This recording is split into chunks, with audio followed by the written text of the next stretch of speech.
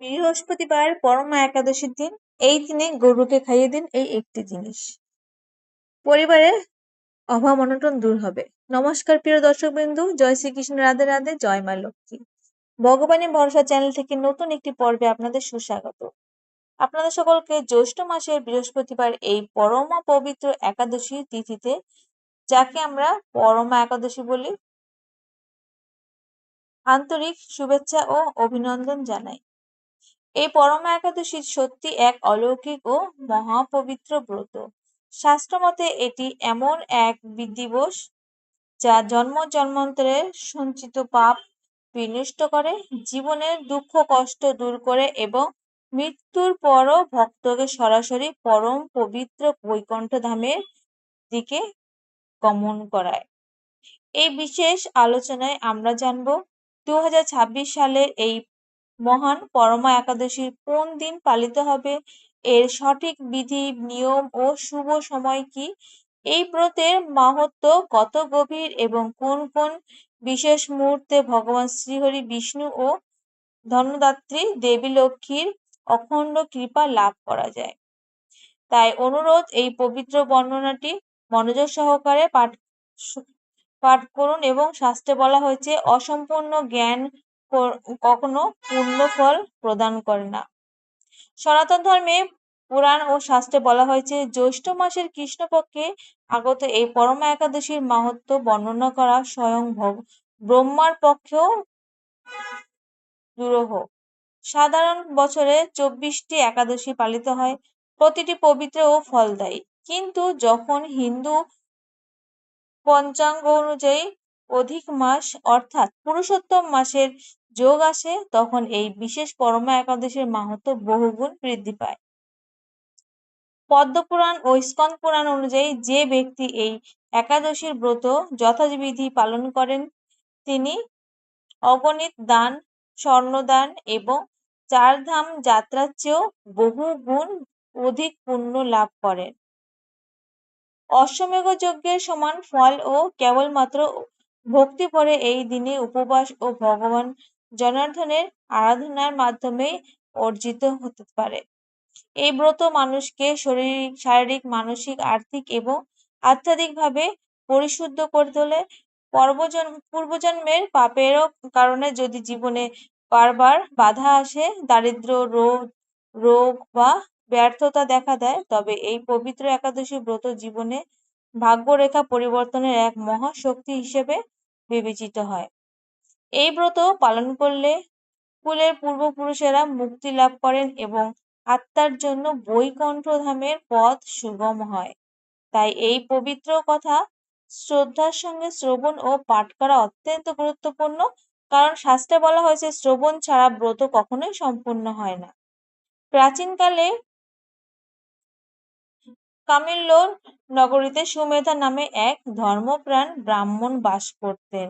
তার পত্নী পবিত্রা ছিলেন অত্যন্ত শীলবতী ও ধর্মপরায়ণ নারী। পূর্বজন্মের কর্মফলের কারণে তারা চরম দারিদ্রতার মধ্যে জীবনযাপন করতেন। অনেক সময় ঘরে অনাহারেও থাকতেন তারা। একদিন দুঃখে কাতর হয়ে সুমেধা তার স্ত্রীকে বললেন, তিনি বিদেশে গিয়ে উপার্জনা করতে চান। কিন্তু পবিত্রা ধৈর্য ধরে বললেন, মানুষের ধনসম্পদ ও সুখ পূর্বকর্ম ও ভাগ্যের উপর নির্ভরশীল।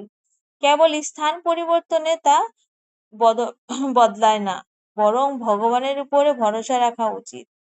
কিছুদিন পর সেখানে মহর্ষি কৌন্ডিন্য আগমন করেন। ব্রাহ্মণ দম্পতি তাকে ভক্তি ভরে সেবা করেন এবং দারিদ্র্য দূর করার উপায় জানতে চান। মহর্ষি তাদের উপদেশ দেন জ্যৈষ্ঠ অর্থিক মাসের কৃষ্ণপক্ষের পরমা একাদশীর ব্রত নিষ্ঠার সঙ্গে পালন করতে। তিনি বলেন, এই একাদশী স্বয়ং ধন, ঐশ্বর্য ও পাপ মোচনকারী ভগবান পুরুষোত্তম এই তিথিতে অত্যন্ত প্রিয় মাস বলে মানা হয়। মহর্ষির নির্দেশ মেনে সুমেধা ও পবিত্রা পূর্ণ ও নিষ্ঠা ও ভক্তি ভরে এই একাদশী ব্রত পালন করে। রাত্রে জাগরণ করে তারা ভগবানের নাম সংকীর্তন করেন। তাদের ভক্তিতে সন্তুষ্ট হয়ে ভগবান শ্রীহরি বিষ্ণু ও দেবী মা লক্ষ্মী প্রসন্ন হন এবং তাদের দারিদ্রতা সম্পূর্ণরূপে দূর করে আশীর্বাদ প্রদান প্রদান করেন। রাজার মতো জীবনযাপন করে তারা অতুল ধন, ঐশ্বর্য, বৈভব এবং সুন্দর পুত্র সন্তান সুখ লাভ করলেন। জীবনের শেষ পর্যায়ে তারা শান্তিপূর্ণভাবে জীবন অতিবাহিত করে অবশেষে সরাসরি দৈব বৈকুণ্ঠ লোকে গমন করলেন। এই মহান কাহিনী থেকে আমরা শিক্ষা পাই, হাজার বছরের কঠোর তপস্যা, যজ্ঞ বা জপের মাধ্যমে যা সহজে অর্জন করা কঠিন, তা পরমা একাদশীর একটি মাত্র ব্রত পূর্ণ শ্রদ্ধা ও নিষ্ঠার সঙ্গে পালন করলে অনায়াসে সিদ্ধ হয়। 2026 সালে পরমা একাদশীর সঠিক তারিখ ও শুভ মুহূর্ত। ভক্তবৃন্দ, তিথি নির্ধারণের সামান্য ভুলও ব্রতের পূর্ণ ফল প্রভাবিত করতে পারে, তাই সঠিক সময় জানা অত্যন্ত গুরুত্বপূর্ণ। 2026 সালে জ্যৈষ্ঠ মাসের অধিক মাসের পরমা একাদশীর তিথি সূচনা হবে 10 জুন 2026 রাত থেকে, কিন্তু উদয় তিথি অনুযায়ী সূর্যোদয়ের সময় যেদিন তিথি বিদ্যমান থাকবে সেই দিনেই শাস্ত্রমতে নির্ধারিত শুদ্ধ ও গ্রহণযোগ্য ধরা হয়। সে অনুযায়ী পরমা একাদশী ব্রত পালিত হবে 11 জুন 2026 বৃহস্পতিবার।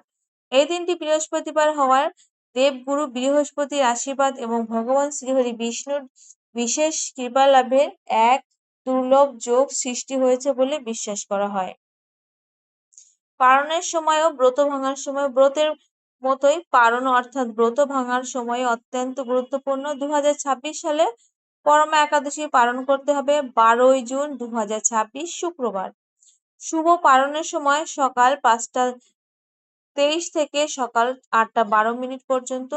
এই নির্দিষ্ট সময়ের মধ্যে স্বাস্থ্যসম্মতভাবে ব্রাহ্মণকে দান করে প্রসাদ গ্রহণের মাধ্যমে ব্রত সমাপ্ত করা উচিত। ব্রতের অনিবার্য নিয়ম সমূহ। পরমা একাদশীর ব্রত এক মহাপবিত্র তপস্যা।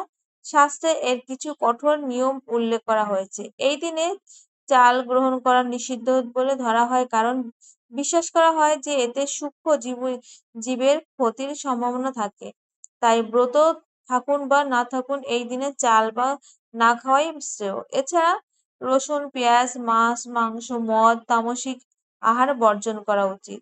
সম্পূর্ণ সংযম ও ব্রহ্মচর্য পালন করা উচিত, কারণ প্রতি রাগ, হিংসা, নিন্দা ও কটুবাক্য এড়িয়ে চলা উচিত। পুজো পদ্ধতি। এই দিনে সকালে ব্রহ্ম মুহূর্তে স্নান করে সম্ভব হলে গঙ্গা জল মিশিয়ে শুদ্ধ হয়ে উঠতে হয়। পরিষ্কার ও হালকা রঙের বস্ত্র পরিধান করা উত্তম। নিজের ঘরের পুজো স্থানে পরিষ্কার করে হলুদ বা সাদা কাপড় বিছিয়ে ভগবান বিষ্ণু ও মা লক্ষ্মীর মূর্তি বা ছবি স্থাপন করুন। ভগবানকে হলুদ, চন্দন, তুলসী পাতা, ফুল ও শুদ্ধ নৈবেদ্য অর্পণ করুন। তুলসী পাতা ভগবান বিষ্ণুর ভোগে বিশেষভাবে গুরুত্বপূর্ণ বলে শাস্ত্রে উল্লেখ রয়েছে। পরমা একাদশী শুধু একটি ব্রত নয়, এটি আত্মশুদ্ধি, ভক্তি ও ঈশ্বরের সঙ্গে সংযোগের এক পবিত্র পথ। এই ব্রত শ্রদ্ধা ও নিষ্ঠার সঙ্গে পালন করলে জীবনে শান্তি, সমৃদ্ধি ও আধ্যাত্মিক উন্নতি লাভ বলে বিশ্বাস করা হয়। তাই প্রিয় ভক্তবৃন্দ, পরমা একাদশীর এই মহাপবিত্র দিনে কিছু বিশেষ আধ্যাত্মিক উপায় শাস্ত্রসম্মত ভক্তি ভরে পালন করলে জীবনের নানান বাধা দূর হয় বলে বিশ্বাস করা হয়। ব্যবসায় ক্ষতি ও চাকরির বাধা দূর করতে একাদশীর সকালে স্নান করে একটি তামার লোটায় শুদ্ধ জল নিন। তাতে সামান্য হলুদ গুঁড়ো, একটু গুড় এবং 11টি ছোলার গোটা দানা মিশিয়ে দিন। এই জল একটি পবিত্র ও পুরানো বৃক্ষের গোড়ায় ধীরে ধীরে অর্পণ করুন এবং সেই সময় মনে মনে বলুন, ওম নমো ভগবতে বাসুদেবায় মন্ত্র জপ করুন। এরপর সেই বৃক্ষকে 7 বার প্রদক্ষিণ করে নিজের মনস্কামনা প্রার্থনা করুন। বিবাহ বাধা ও দাম্পত্য কলহ দূর করতে এই টোটকা। যাদের বিবাহ বারবার বাধা আসছে বা দাম্পত্য জীবনে অশান্তি রয়েছে, তারা এই দিনে ভগবান বিষ্ণুর দক্ষিণাবর্তী শঙ্খে কেশর মিশ্রিত গরুর কাঁচা দুধ দিয়ে অভিষেক করুন। এর পাশাপাশি ঘরের কাছের কলা গাছের পুজো করে সেখানে ছোলার ডাল ও গুড় অর্পণ করুন এবং ঘিয়ের প্রদীপ জ্বালান। শত্রু বাধা ও কোর্ট কেস সমস্যা দূর করতে একাদশীর দিন ভগবান শ্রীহরি বিষ্ণুকে হলুদ বস্ত্র অর্পণ করুন। এরপর কোনো যোগ্য ব্রাহ্মণ বা মন্দিরে পুরোহিতকে হলুদ মিষ্টি জল ভরা কলস এবং হলুদ জল দান করুন। হলুদ ফল দান করুন। বিশ্বাস করা হয় এতে শত্রু বাধা প্রশমিত হয় এবং জীবন শান্ত হয়। পিতৃদোষ ও গৃহকলহ থেকে মুক্তি দক্ষিণ দিকে মুখ করে দাঁড়িয়ে এক লোটা জল নিয়ে তাতে সামান্য কালো তিল মিশিয়ে পিতৃপুরুষদের স্মরণ করুন। সেই জল মাটিতে বা পবিত্র বৃক্ষের গোড়ায় অর্পণ করুন।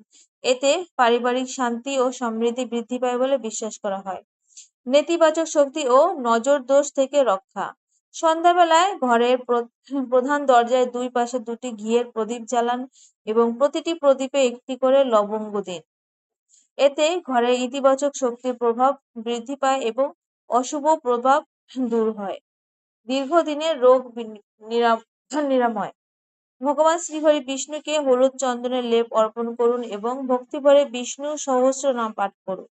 পুজোর শেষে সেই চন্দন ও চরণামৃত রোগীর মাথায় স্পর্শ করানো বা সেবন করানো হয়। তাতে মানসিক শক্তি ও শান্তি বৃদ্ধি পায়।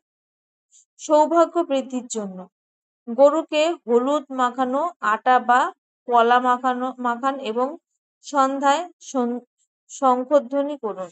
এতে ঘরে শুভ শক্তির প্রভাব বৃদ্ধি পায় বলে বিশ্বাস করা হয়। ভোগ নিবেদনের বিশেষ নির্দেশনা এই পবিত্র দিনে ভগবান শ্রীহরি ও মা লক্ষ্মীর পূজার মৌসুমী ফল ও সাত্ত্বিক ভোগ অর্পণ করা উত্তম।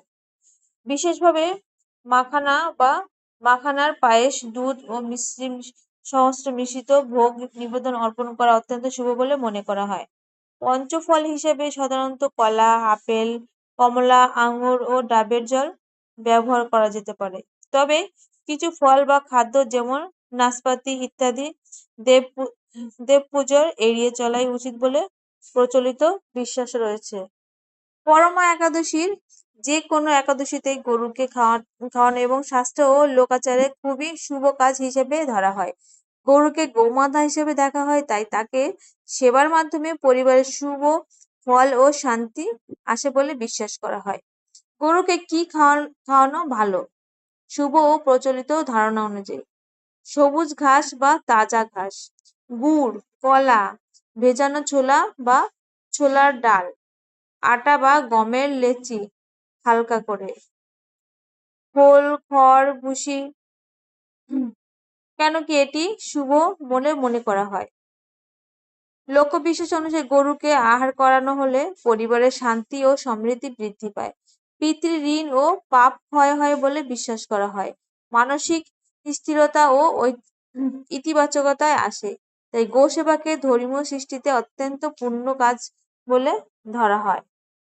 পরমা একাদশী শুধুমাত্র একটি ব্রত নয়, এটি এক গভীর আধ্যাত্মিক সাধনা যেখানে ভক্তি সংযম এবং আত্মশুদ্ধির মাধ্যমে জীবনের কল্যাণ কামনা করা হয়। এই দিনে ভগবান শ্রীহরি বিষ্ণু ও মা লক্ষ্মীর আরাধনা করলে মানুষের মনে শান্তি আসে এবং জীবনের নানান দুঃখ কষ্ট থেকে মুক্তির পথ প্রশস্ত হয় বলে শাস্ত্র ও লোকবিশ্বাসে উল্লেখ আছে। এই পবিত্র দিনে গরুকে আহার করানো বিশেষভাবে শুভ কাজ হিসেবে ধরা হয়, কারণ গরুকে গোমাতা হিসেবে সম্মান করা হয়। গরু সেবার মাধ্যমে শুধু ধর্মীয় পুণ্যই নয়, বরং মনেও এক ধরনের পবিত্রতা ও করুণা জাগ্রত হয়। যদি কেউ ভক্তি ভরে গরুকে সবুজ ঘাস, গুড়, কলা বা শস্য জাতীয় খাবার প্রদান করেন, তাহলে তা পরিবারের সুখ শান্তি বৃদ্ধি করে বলে বিশ্বাস করা হয়। একই সঙ্গে ঘরের মধ্যে ইতিবাচক শক্তির প্রভাব বাড়ে এবং পারিবারিক সম্পর্ক আরো মজবুত হয়। শাস্ত্রের মূল শিক্ষা হলো ভক্তির মাধ্যমে অহংকার নয়, বরং আন্তরিকভাবে থাকা সবচেয়ে গুরুত্বপূর্ণ। ভগবান কখনো ভোগের পরিমাণ দেখেন না, তিনি দেখেন ভক্তের হৃদয়ের বিশুদ্ধতা ও বিশ্বাস। তাই সামর্থ্য অনুযায়ী ছোট সেবা হলেও যদি তার নিষ্ঠা ও ভালোবাসা দিয়ে করা হয়, সেটাই সর্বোচ্চ ফলদায়ক বলে ধরা হয়।